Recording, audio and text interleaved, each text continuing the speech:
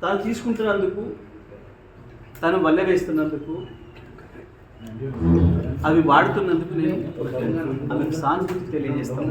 నల్లగొండ జిల్లాకు సంబంధించి 25 సంవత్సరాల కాలంలో జరిగిన ఉద్యమాలన్నిటికీ, వచ్చిన విజయాలన్నిటికీ నాదే బాధ్యత, నేనే కారకుడిని అని కనుక వారు భావిస్తే ఈసారి జరిగిన ఓటమికి కూడా నేనే బాధ్యత వహిస్తాను.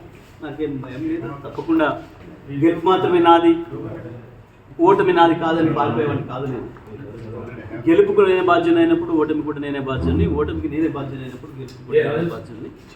2001 నుంచి ఇప్పటి వరకు జరిగిన నల్గొండ జిల్లాలో జరిగిన ఉద్యమాలన్నిటికీ, గెలుపడంలన్నిటికీ నేను బాధ్యత, అందులో నాకేం సందేహం లేదు. నేను ఒక్కరిని మాత్రమే కాదు, తప్పకుండా పార్టీ అనేది గొప్పది, పార్టీ అనేది పెద్దది. మన గెలుపోవడంలకు అన్నిటికీ పార్టీ